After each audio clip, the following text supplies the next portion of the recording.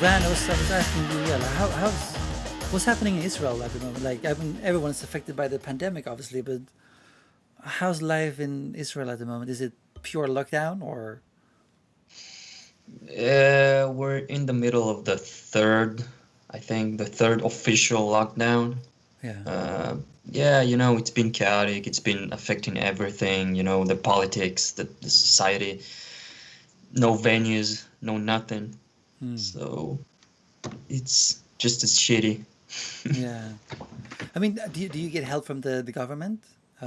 Or Yeah, any support? we do have healthcare. Right, but do you get like any like grant to be able to survive, or do you just have to rely on your Oh, work to pay? yeah. As far as our jobs, well, I don't know. It's pretty messy, and uh, I didn't get too much. I don't know. I mean, that's something that's been really good in the UK because I think it's also our third lockdown. Maybe, yeah, second or third, something like that. Yeah, it's hard to keep track. Yeah, it is.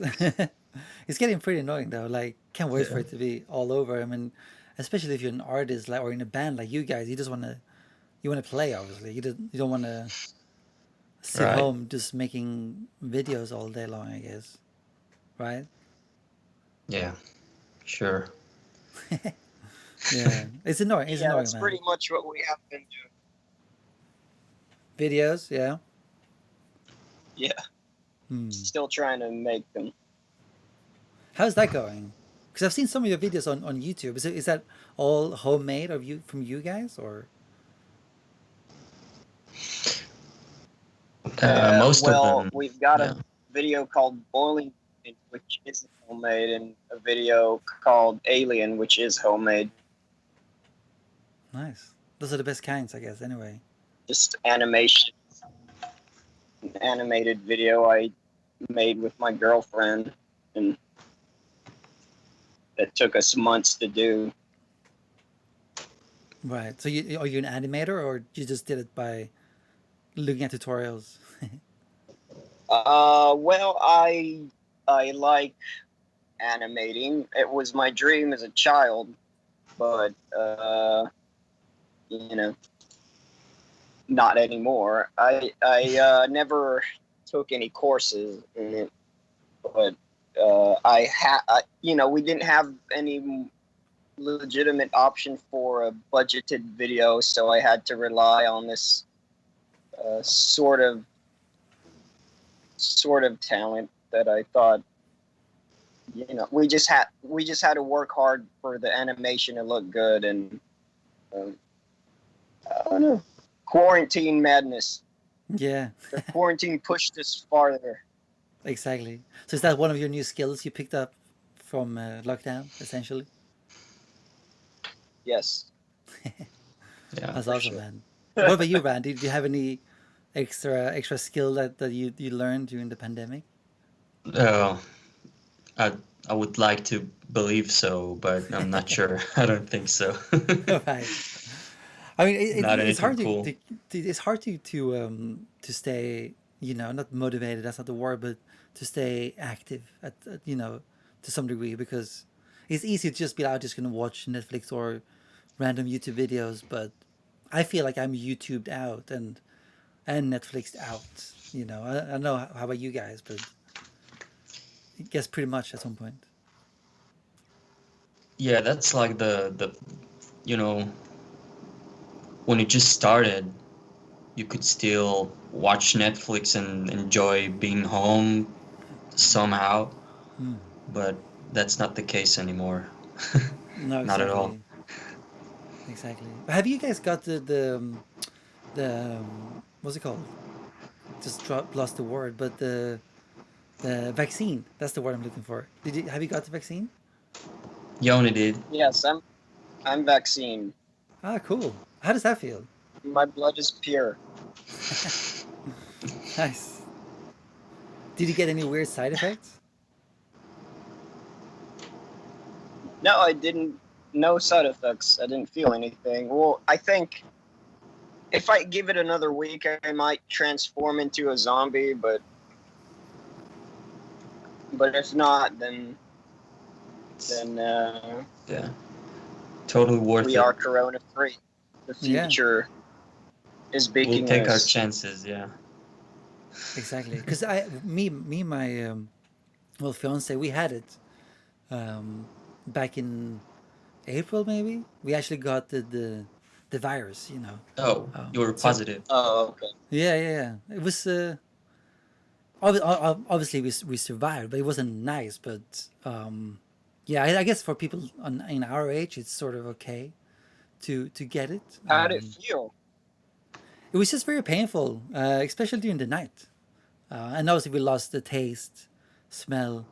But yeah, it was like a heavy fever-ish. And like I said, yeah, the pain came during the night, but that was it.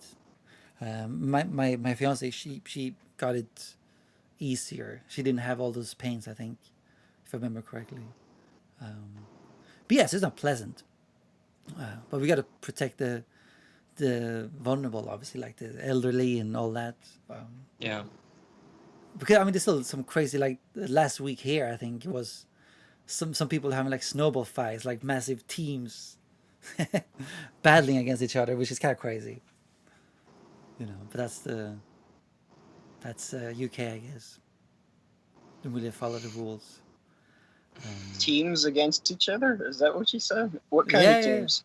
No, it's like Well, snowball it's fight. like- Oh, like a Yeah, so snowball fight. Snowball? Yeah, snowball team. It, I mean, so, now it sounds on- nicer. Yeah. So basically, just people Oh, gathering to having a I fight. thought it was vaccinated people fight teams and non-vaccine people teams. Yeah, I thought you were talking about like a political riot. or Ah, right. something. Yeah. That might have been better. No, but these were just random people having a snowball fight, essentially. You know, COVID fight. Okay. But yeah, it would have been more fun if it was vaccinated against unvaccinated. Yeah, that would have been interesting. That would have been good. But you don't have any. I mean, how's the people obeying the rules in Israel? Is it fairly you do what the government says, or is it fuck it, we'll do our own thing? Hmm. It's kind of both. Well, to a certain degree, you don't have an option. You know, the bars aren't really opening where we're at. The bars are just kind of underground.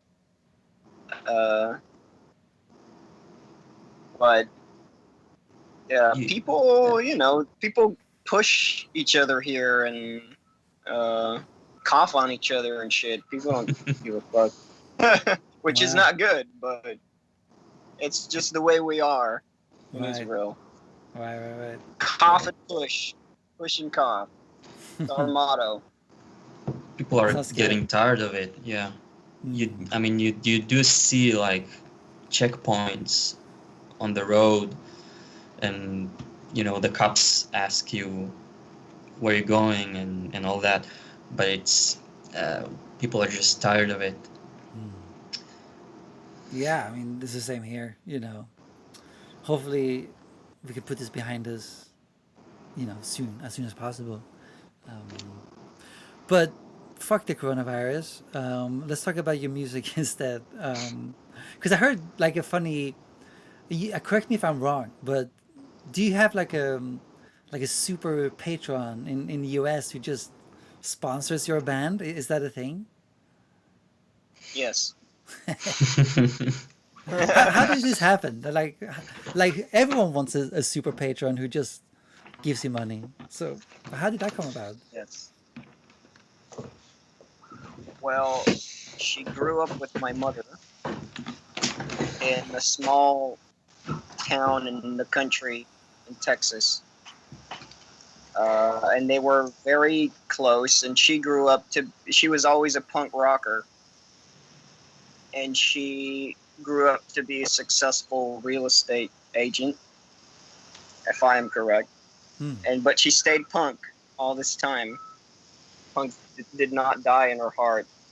And she, on her busy schedule, she just so happened to come across our album when she was visiting the old country town she grew up in, and most of our music is about, you know, fuck this town, I hate this place, I hate these people. And that's exactly what she felt when she grew up there. So she drove around and she was like, oh man, this album, I'm digging it, yo. And she called me one day. I haven't heard from her for years. And she called me up one day and said, Dodie, I heard your guys' album, and you know, I was driving around town listening to it, and I thought maybe if I grew up listening to this, it could have been easier, you know? Things could have been easier. I want to get you guys over here. I'm going to buy you guys plane tickets, and I'm going to find you a great studio, and I'm going to make you guys famous. And Awesome. I was like, oh, shit. Is this for real? And it was. It was for real. Wow. But did you say she was your mom's friend, or what was it? Yes, they grew up together. Mm-hmm. They grew up together, and, you know, that's how she got to us. But, you know, it's just her type of music. Mm. Well, that's awesome. Yeah, Yeah. yeah, she didn't have any connections, but she's very, very ambitious. Nice. And yes, somehow we found our way to run Bumblefoot and, you know, all these crazy adventures, and yeah, it's still going on. Yeah. But so how the hell does that happen anyway? So she gets your record, she loves it, she's punk. She said, "Oh guys, let's come over to the US." And what happened then? Like, did you just say, "Yeah, let's go"? Did you know she was serious, or? We were scared shitless that she might not be. There was a time, because after she called me and hyped us up, then we didn't hear from her for like a couple of months, if I'm correct. And we were like, oh, fuck. Because we already started telling everybody that we're flying overseas. See you never want to be a motherfuckers. We're out. We're out of here. And then she wasn't answering us anymore. And we were like, oh, I hope this is for real. Yeah. Yeah, people were like, you're not going after all, are you? Yeah, people were telling us. Yeah, we knew from the start that this was bullshit. Yeah. And we were so scared that we wouldn't fly. And one day she just calls us up and she's like, "Well, I got you tickets next week. You're coming here." And we're like, "Oh, okay." Awesome. But so did she have a studio lined up already, or how did that go? Yeah, she had a studio lined up. Her son's friend was kind of an intern in a studio, so she was kind of like fumbling in the dark through the little connections she had. And the studio, we recorded and worked with big names, and the manager of the studio liked our music, and he was into it, you know, so he introduced us to people that introduced us to people, and we eventually got to Bumblefoot through that. And Bumblefoot's been like really sticking with us ever since. So how long ago was this? Because I guess that's for your first record then, which didn't it come out last year? Yeah, it's been almost a year now. Yeah. No. Bumblefoot was here more than a year ago. I mean, in Israel. That's when we recorded the album, and it came out last April. Right. So did you record it in Israel, or was it just pre-production in Israel, and then you flew to do it in the US, or how was it? Just a few demos you did first in the US? Most of it was recorded in Israel. 3 songs were recorded in Austin, Texas, in that same studio. Nice. Which Yeah. studio was that, by the way? Orb. It's called Orb. Orb Studios. Studio. Right. Never heard about it, but that's awesome. It's pretty nice. You Yeah, should yeah. visit. Yeah, it's a nice studio. It's pretty epic. Nice. So how's Austin, by the way? Because I've never been to Austin, but it sounds like a fairly liberal place compared to rest of Texas, I guess. Yeah. Well, you know, Texas is fairly liberal within itself. Hmm. Yeah, if you compare it like to the Middle East, I mean, you know, Right. Right. it still feels pretty advanced. It's not that Israel is extremely primitive, but you know, it's a little back, a little slightly backwards. Hmm. But Texas is, I guess I would compare it to Israel in the sense that there are certain places that I wouldn't hold hands with a guy, you know, or something like that. Wow. But I don't know. Our first time in Austin was during South by, Right. so that was pretty cool. Yeah, Nice. it was. We didn't get to spend too much time there, but from what we've experienced, it was really cool. It was like, yeah, it was sort of like, I don't know, Texas, New York. Right. The New York of Texas, in a way.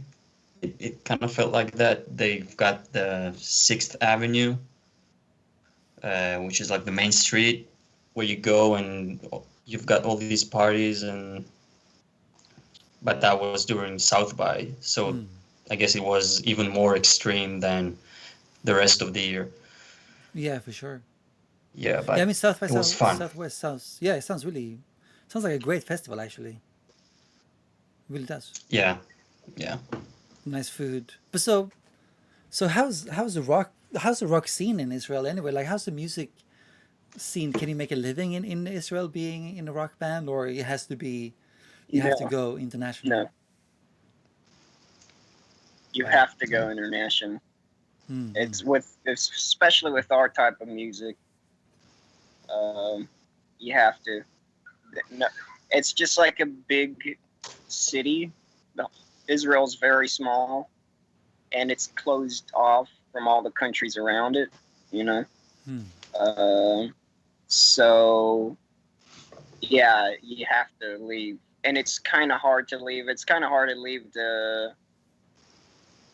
that's one of the reasons Bumblefoot flew over here to record the album, is because we had such a hard time with Ron's artist visa, and Ron was getting detained at the airport in America all the time.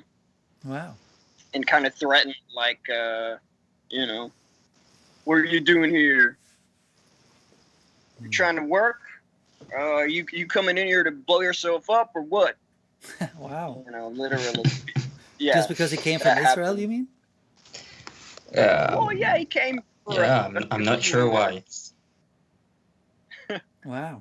It's not like we made any money. I don't know. Maybe because I'm, you know, technically single from the Middle East, or you know, some profiling shit. I don't know. Just Possibly. assuming. There's obviously, unfortunately, you know, a lot of racism when it comes to that, which is unfortunate to say the least, obviously. But so, how did you guys get into playing that kind of rock music in Israel? I mean, do you get exposed to a lot of music, or is it, you know, controlled, so to speak? Oh, it's Or do not you just have internet like controlled. everyone else? Yeah, we have Oh, internet. yeah, of you course. Know, Yeah. nothing's controlled. I think it hasn't been controlled. I don't know if it ever has been controlled, but you know, it's pretty much it. You know, people have their own sort of scene here, which I'm not really into, but you know, the grunge and the punk and everything, when it came in the West, it was here too, like in its own way. So we've been exposed to it. I think the way people manifest it here, people express the punk here isn't like, you know, I don't relate to it much. Right. But we did just listen to Western bands, UK bands, and American bands. That's what we grew up listening to. Well, yeah, same here. I mean, I guess it's pretty similar experience in that sense. Yeah. But Ryan, I'd love to ask you, because obviously you play drums and keys at the same time, and myself just been trying to get into piano recently again. I found piano or keyboards, whatever you want to call it, the coordination part is way harder on piano than playing drums. So, how do you find it playing both at the same time? Well, it's funny because we've both, I mean, Yoni and I have been trying, have been practicing the piano for the first time lately, since the pandemic, actually. Mm-hmm. But as far as my playing, I mainly play, bass lines and things. I try to make it, to go along with the drums, as far as drum and bass, the kick drum. So right, you keep it syncopated that way.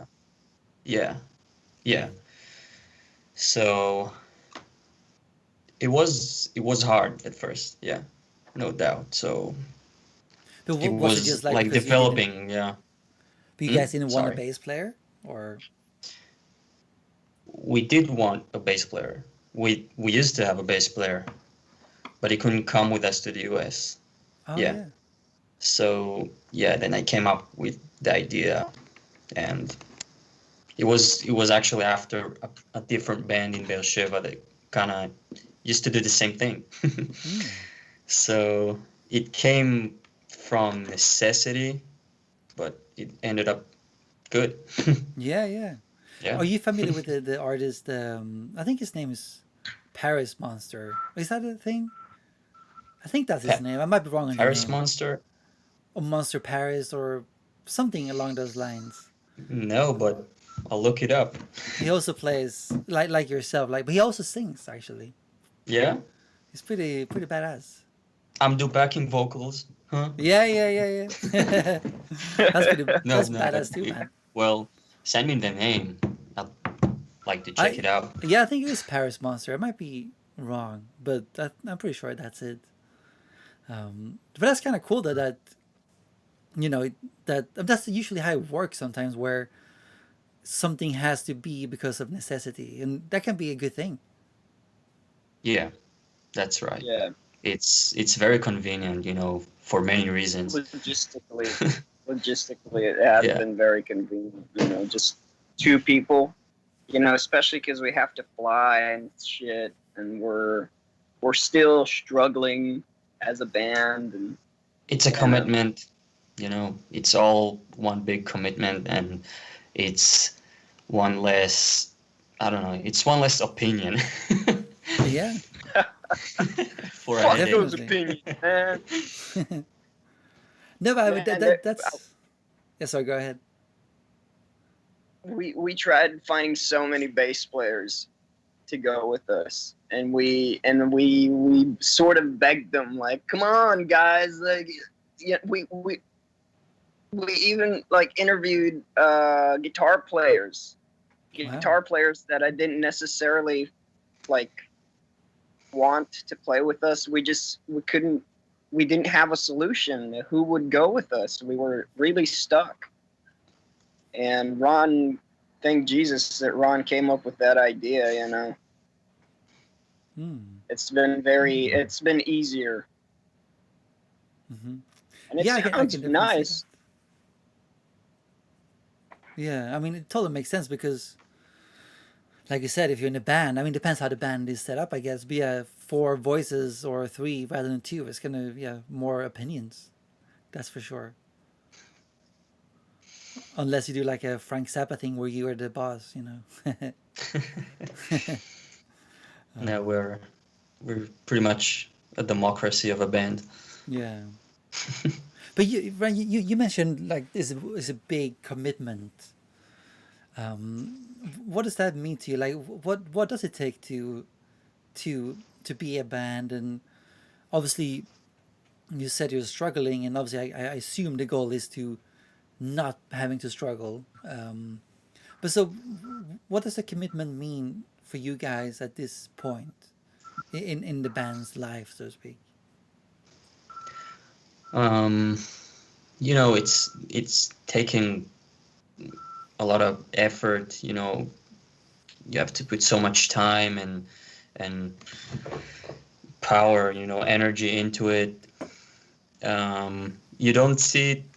You don't always see the results immediately, and it's been, you know, it's taking its toll in time.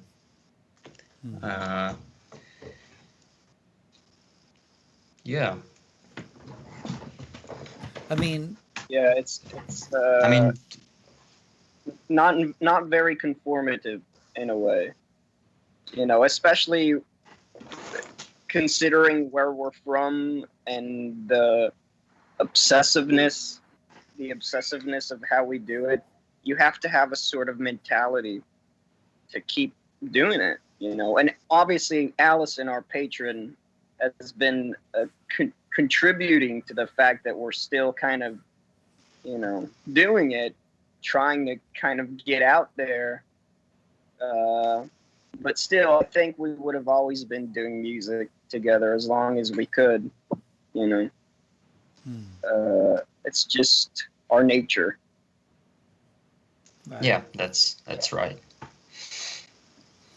But what would you say is the most? Because you know, my own experience having not being an artist per se, but just being a sound engineer and mixing engineer and having the podcast, for example.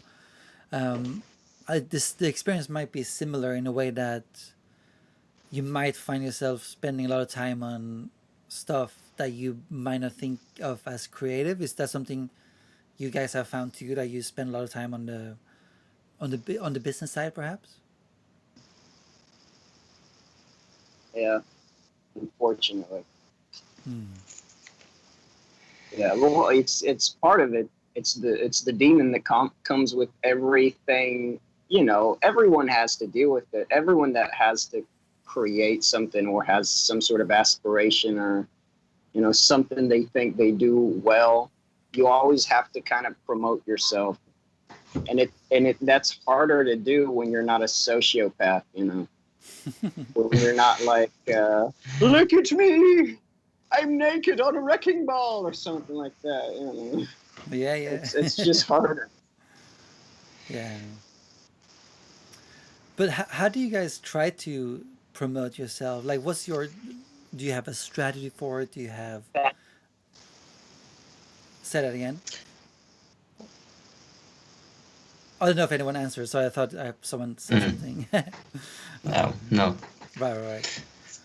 We're trying to be, you know, as active as possible on the internet, and we've now started working on a new video. You know, put as, you know, as much as we can, you know, as far as content and yeah, even in times like these, you know. Do you find videos. that content is king? Yeah, videos. Well, we don't have many other options but videos. Yeah. And I've been taking dance lessons for the next video we're working on. Nice. Animation has been the way of development last video, and now it is dancing. Yoni, what's the dancing you've been learning? Well, it's sort of improvised. I'm still trying to come up with certain ideas. It's slightly goofy, but goofy in a way that I want to look professional goofiness. Um, it's a trip, and I'm practicing every day. Nice. Now that we've got no other options to promote ourselves. Let the groove promote us. Yeah. Our last show was June. Yeah. Oh, that's not too bad, I guess. Was that in Israel or Yeah. US? Yeah. Israel? In Israel, yeah. Right. Well, I don't know if too bad. I mean, it's all relative, you know. It's been more Yeah, than yeah. half a year. Yeah. That's for sure. I think I did a live gig, like engineering also. I think the last one was October, maybe August. So yeah, it's yeah, shit. But so keep going, I guess. Keep making music. Yeah. Yeah. Mm-hmm. But have you guys written a lot of new material during this period too, or it's just been working, promoting the album? I just wrote a song a few days ago on my first serious song on the piano. I've been kind of experimenting more with the guitar tuning and different ways to write songs that sound slightly different than what I've been doing up until now. So it's the fourth. We've got a fourth album we're working on right now, but we're still trying. We still haven't recorded the second one yet. Yeah, we started throwing ideas for the second record. Right. And how's that going? Is that going to be more piano based, or that's for the fourth record? That's for the fourth. Yeah, the fourth. Right. It's gonna be kind of angrier, darker. I mean, compared to A Hell of a Ride. Yeah, we've sent a few demos to Bumblefoot. And yeah, it's trying to make a good use of the time we have. Yeah. But how do you guys work with Bumblefoot? I mean, is it that you send him demos and he sort of he produces you? I guess he gives you feedbacks and try this or that, or how do you work with him? He was the first one to suggest we should, record. I mean, same as we play live. As far as how I play, and all that, he insisted it wouldn't be with a click. So he made us sound more like us. In a way. Yeah, he didn't change it as much, he didn't change the melodies or the lyrics or the structure of the songs, not anything like that. Right. He was, he likes us for what we are. Yeah. That's perfect. And so, without playing to click, do you guys recorded the whole thing live, except vocals, I guess, or even vocals, maybe? Yeah. Yeah. Yes. We recorded drums and guitars live, mostly. And also with the keyboard bass, or did you overdub that afterwards? I was playing with one hand, without any click. And then I overdubbed the bass. Oh, so even though you just recorded drums, you just used one hand? Yeah. Cool. Yeah. So it would stay the same dynamics and same drum fills and everything. Yeah. That's cool. And that was Ron's idea. It makes sense, to be honest. But so, how have you had to shift your playing from? I guess you started out playing with both of your hands. So has it been hard to adjust to just playing with one hand or one arm? Um, we did have time to work on it live, on live shows. Right. So when we came to the studio, it wasn't as hard. Yeah, I was just playing it, same as I would in live shows. Right. But even before, I mean, when you first started doing it, was it uncomfortable or it was just Oh yeah, natural? Right. yeah. It didn't even sound good at first. Right. You I know, can imagine it's hard. even our families didn't believe in us. It was kind of harsh. Our parents were like, "Well, it doesn't sound good," and I remember, face palming on my bed, and yeah, I think it was. We kind of got the same reactions from our families at the same time when we just started doing that, because it didn't sound good at first. It took us a few good months, yeah, for sure. And then they changed their minds. Yeah. Well, I mean, everything takes a bit of a time. You need practice, obviously. It's a weird technique to just start doing, just playing one Yeah, arm, yeah. I feel like I'm still, learning it. I'm still getting better at it. But do you try to keep it more simple now, or do you still try to play as you play before? I try to challenge myself. Yeah. Like we do like it simple, regardless. It Yeah. wouldn't have worked if we didn't like complex, if we didn't like simple music and the rough sound. I mean, I guess if we did like prog metal or music like that, we would have tried harder to find players. I don't know. Yeah, makes Or total we would sense. have quitted long ago. Yeah, that makes total sense. That's how it goes, I guess. But what did both of your families say when the Bumblefoot came on board? Was that when they changed their minds, or they started believing you before that? Maybe, Well, yeah, they you. believed in it before to a certain degree. They always supported us, They just. I don't think we believed in the keyboard thing as much before Bumblefoot came. We were kind of still, it's not that we thought it sucked, but we still recorded with the regular bass, and I don't know. We were kind of skeptical about the sound and whatnot, but Bumblefoot was like, I think it's great. I think you guys sound great, and we should keep it the way it is.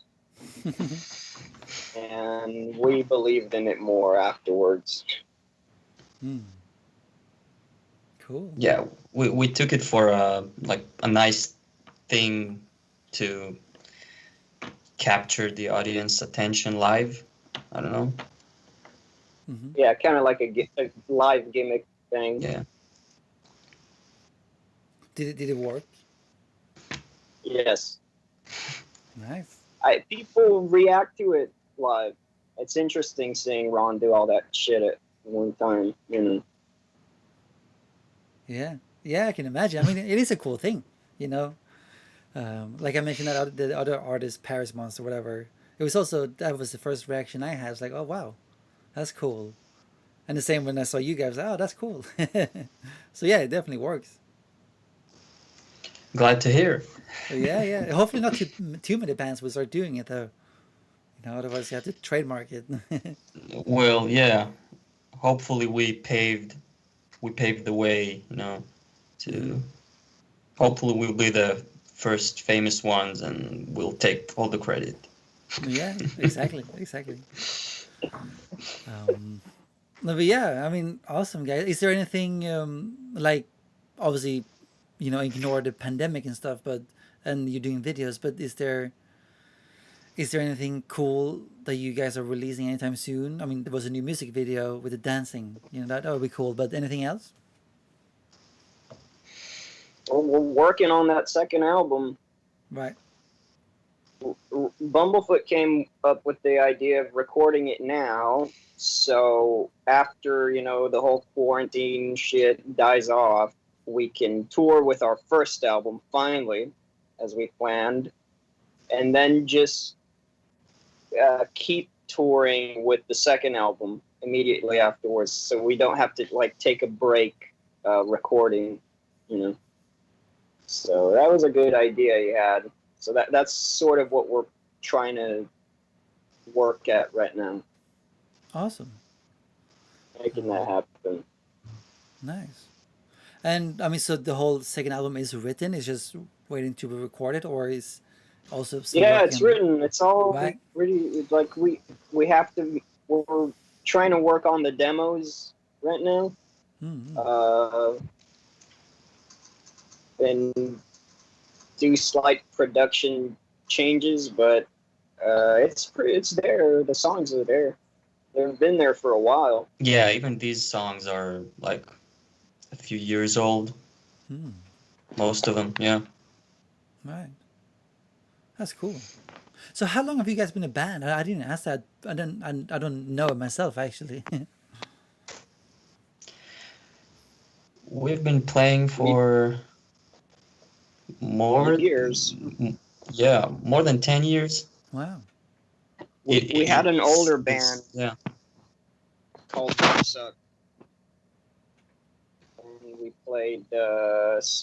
We've been playing together since we were 14. We started the Dodies since we were 16. No, the Dodies was 2016. No, since 2016. Yeah. No, we weren't 16. Yeah. Shit. Right. That's cool. I mean, yeah, the longer you work on it, the better it becomes. So, it must be nice to see some of it come to fruition, slowly but steadily, I guess. Yeah. It does have, good sides. The fact that we get to release the music just now. So, yeah. Has some good consequences to it. Yeah, definitely. But before we wrap up, could you let the listeners know where they can find your music, your videos, websites, Instagram, all that? Yeah. Yes. The Dodies on Spotify. The Dodies on Bandcamp. The Dodies on Instagram, Facebook, all the major platforms. It's all just the Dodies. Everything is just the Dodies. Instagram, the Dodies. Facebook, the Dodies. It's all written. No, it's the Dodies Band. Right. On which platform Yeah. was that? Bandcamp? It's Facebook, the Dodies Band. I see. Instagram, the Dodies Band. Right. We've got a website, the dodiesband.com, and Right. yeah. Awesome, guys. And- Well, yeah. yeah. Well, yeah. Thank you again for coming on. It was a pleasure talking to you. I look forward to the second album and the fourth album. The third, I don't know, but but yeah. Thank you again. Really appreciate it. Thank you so Thank much. you.